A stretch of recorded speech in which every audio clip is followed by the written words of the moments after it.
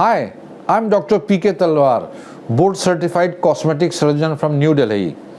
Previously, I was attached to Apollo and Max hospitals, and now I'm running my own cosmetic laser surgery center at Greater Kailash Part 1, New Delhi. I'm practicing cosmetic surgery for more than 30 years now.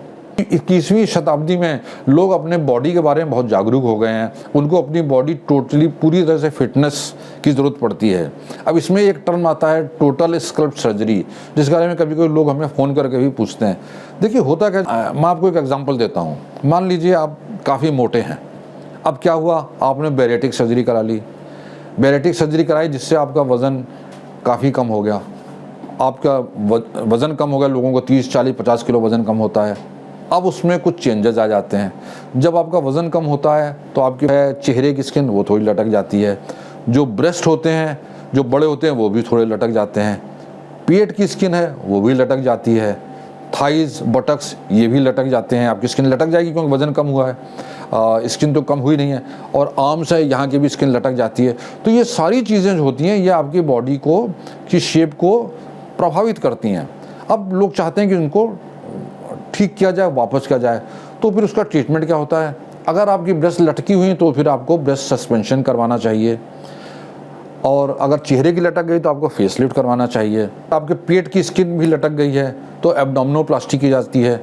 Back की भी skin लटक गई है तो हम लोग पूरा 360 degree में उसको सर्जरी करते हैं ताकि स्किन आगे और पीछे दोनों से उठ जाए और टाइट हो जाए। हिप्स लटक गए हैं, इनको भी उठाया जाता है। और अगर आर्म्स की आपकी स्किन लटक गई तो उसको भी काट के उसको एक नॉर्मल शेप दी जा सकती है। तो इन सब चीज़ों में अगर हम सारे प्रोसीजर करते हैं और इसमें कहीं जगह अगर फैट बची हुई तो लाइपोसक्शन से कंबाइन भी करते हैं। तो इन सारे प्रोसीजर्स को हम लोग यूजुअली टोटल बॉडी को हम स्कल्प्ट कर रहे हैं, एक नई शेप देने की कोशिश कर रहे हैं। अब इनके अपने कुछ साइड इफ़ेक्ट भी होते हैं। बेसिकली आपको समझना पड़ेगा कि जब आपकी स्किन की शेप दी जा रही है आपकी बॉडी को तो स्कार पड़ेगा आपको। एब्डोमिनोप्लास्टी का स्कार जैसे बिकिनी की लाइन में होगा। अगर पीछे जाते हैं 360 डिग्री तो आपको पूरा एक स्कार सर्कमफरेंशियल आएगा। यही चीज़ आपके आर्म्स में भी आपको एक कट का लाइन आएगी जहाँ पे इसको किया जा रहा है। लेकिन ये स्कार होने के बावजूद भी ये सर्जरीज काफ़ी अब पॉपुलर होती जा रही हैं। फेसलिफ्ट में यूजुअली स्कार इतना दिखता नहीं क्योंकि हम लोग जो कट लेते हैं वो कान की शेप में लेते हैं जिससे कि वो ना के बराबर दिखता है, या आप कह सकते हैं कि नोटिसेबल नहीं रहता है। ये जितने प्रोसीजर्स हैं ये सब प्रोसीजर्स जो हैं टोटल स्कल्प्ट सर्जरी के अंडर में ही आते हैं।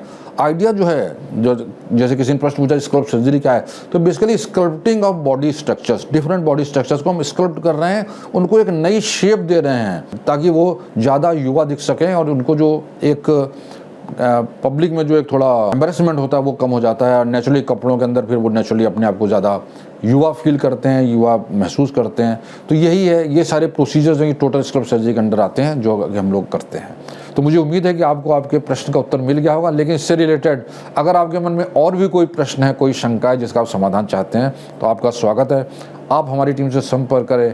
हमेशा की तरह हमें बड़ी खुशी होगी आपके किसी भी प्रश्न का उत्तर देने में। और अगर आपको वीडियो पसंद आया तो कृपया इसे लाइक और सब्सक्राइब करना ना भूलें। Thank you very much.